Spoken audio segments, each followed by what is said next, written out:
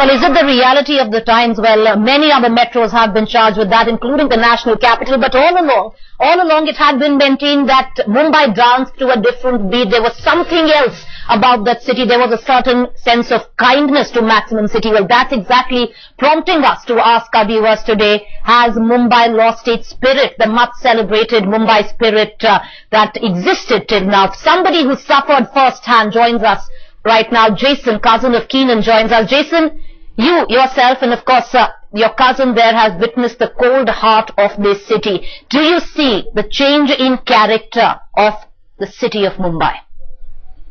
I don't think so. I've not seen. It's very upsetting actually. If continuously every second one I'm looking at some incident or the other coming up.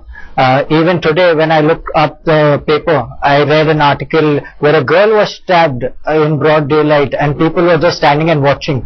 Till when are we going to stand and watch? I personally experienced a similar situation where I got an eve teaser arrested. And at that very moment when I objected to that man, not a single person in that very compartment walked in support of me. They all stood back and they were telling me, no, it's okay. You hold back, it's okay, and that man was going on getting so aggressive, but I didn't give up. I took him to the police station. I got him arrested as a responsible citizen, and as I've lost someone's a close loved one. I've been born and brought up with him all this while, and after losing someone, I have taken this initiative and come forward to prevent incidents like this to happen. Are we going to wait? I don't think so. We are talking about spirit of Mumbaikars. It is not the spirit of Mumbaikars. It is this chalta attitude that each and every one of us have adapted. It's high time that we get rid of that attitude and change this attitude completely towards our society and act responsible. If today it's happened to us, tomorrow it might. If today it's happened to somebody else, tomorrow it might happen to yourself or a loved one of yours. Are you going to stand still and just be a spectator at that time? Well, Jason, the questions we are posing to our viewers at this point of time, they have to take responsibility, they have to take onus for it. What is it that takes to stand up for each other, to get each other's back? We have opened our phone lines. We're expecting our viewers to call us, express their views, be counted for, come up with solutions on what exactly is going wrong with our society. For now, let's cut across to my colleague Pankaj. He's been tracking details of that story. He joins us from the ground zero there. Pankaj, what kind of reactions are you picking up? We've seen these visuals where this man gets murdered in cold blood and all that Mumbai does is watch and walk away. The people in the Amrit Nagar area definitely remain an indifferent lot, except the chaiwala, who definitely says, he tried and call up the police. In fact, he even goes on to say that there were many policemen in plain clothes, yet they did not react. I mean, how do you put that to any sort of expressions? What was so astounding was that, Preeti, just a few meters away, precisely around 100 to 200 meters, there is a police chowki.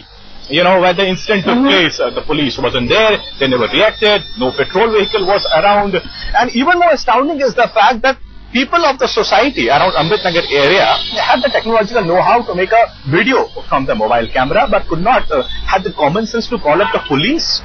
So these are the few things right from the people's side as well, from the police's side as well, that really needs a lot of introspection. The lesser known face of Mumbai that we are seeing today, Preeti. So on a larger context, let's put it on a larger context. Let's bring in Sanjay Jha at this point of time. Sanjay, till now, there was always a distinction between India and the Western society. Suddenly, pretty much the same thing is playing out, all the incidents that you see, say in America, playing out right here in India, where nobody else cares. We've always had a history of watching out for our own, taking care of each other, but the realities of the new metro have dawned on every single city in the country.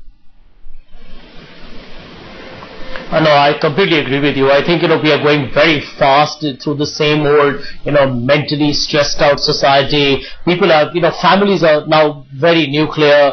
People have, become very individualistic. It's really the symptoms of a typical material, kind of a structure that we're living in. And it has, like you see in America very often from time to time, there is somebody who's in a bad state of, mental stress, who goes out, takes a gun and shoots innocent people to death. And it's frightening. because end of day, I think it tells you that there are issues that we cannot ignore. And as somebody rightly said before in the panel, that, we have lost empathy at this moment. There is no pride. I can tell you that if you go to London or New York or many of the cities of the world, you'll find t-shirts that say, I love New York, I love London or whatever. But, in India, I think the pride of being an Indian or the pride of being a Mumbaikar, I think that there has to be a greater degree of emotional engagement. But, because we have become detached and, I think everybody at some stage is responsible. The politicians, businessmen, everybody must try and be a lot more, be a positive role model for society. Right, Sanjay, but this time it's not the politicians. We cannot put a finger on anyone else. It's not the politicians. It's not the corrupt bureaucracy. There is no red tapeism. There is only one person to pin the blame on, and that is the citizen of that city. It is the citizen of that country.